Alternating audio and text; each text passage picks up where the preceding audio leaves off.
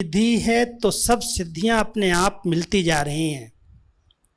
हमारे मुख्य दादियों ने, बड़े भाई बहनों ने इस विधि को ही अपनाया और मैं समझता हूँ बाबा के अव्यक्त होने के बाद जो इस सेवाओं में इतना बड़ा विस्तार हुआ, जो वृद्धि हुई, उसका आधार भी रहा ये यथार्थ विधि।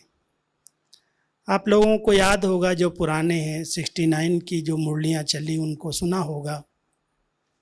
69-70 में जब दादियों को एक संकल्प आया कि बाबा की ये इच्छा मुझे पूरी करनी है, कि बाबा कहता था बच्चे मिशन जो है विदेश में जाएगी, स्थान स्थान पर विदेशी भी इस ज्ञान को सुनेंगे, समझेंगे।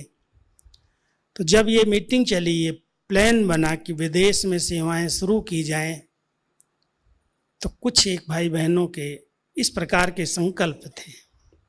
या कुछ समय मैं भी मधुबन में आया था, 71 की बात है। तो यहाँ पर एक चर्चा थी कि विदेशी लोग तो सवेरे उठते नहीं हैं, बहुत ठंड पड़ती है, नहाते नहीं हैं, 7-7 दिन, बहुत खान पान उनका अलग है, रहन सहन अलग है, वो हमारा ज्ञान कैसे सुनेंगे। तो ये बात बाबा तक गई। बाबा ने इस बात को बड़े अलग ढंग से स्पष्ट किया कि बच्चे, ब्राह्मण आत्माएं जिस स्थान पर जाती हैं, जहाँ उनके कदम होते हैं, वहाँ सेवाएं समाई हुई हैं। आप लोग कोई भी साधारण नेगेटिव संकल्प नहीं करो कि वहाँ कौन सुनेगा। वहाँ बहुत बच्चे आपका आह्वान कर रहे हैं। यहाँ से जाने के पहले वहाँ सेवा करो। अब ये विधि सुनो। ऐसी विधि बाबा ने सिखा दी कि ये मनसा ऐसी शुद्ध भावनाएं, श्रेष्ठ भावनाएं, सकारात्मक चिंतन करके कि जिस स्थान पर बाबा भेज रहा है वहाँ पर बाबा के लाल छिपे हुए हैं, जरूर आएंगे, सुनेंगे।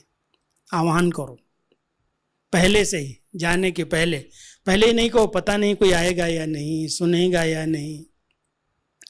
और फिर एक विधि और बताई, आप सब अपनाएंगे अगर तो देखेंगे बहुत अच्छी सफलताएं। सिद्धि माना सफलता, कोई हम वो रिद्धि सिद्धि वाली बात नहीं कर रहे हैं। सिद्धि का अर्थ है सफलता, और सेवाओं में सफलता। तो जब गए, जाने लगे, तो बाबा ने एक बात कही कि जब भी जाओ सेवा पर, घर से जब बाहर निकलो तो 1 मिनट भी बाबा के कमरे में जाके, जहाँ पर रहो वहाँ एक बाबा का कमरा बनाना, मेडिटेशन करना और बाबा का फोटो रखना। और जब बाहर निकलो तो 1 मिनट भी बाबा के फोटो के आगे खड़े होकर के बात करके ऐसे अनुभव करना कि बाबा आप हमारे साथ साथ चल रहे हैं, आप हमारे साथ चलो।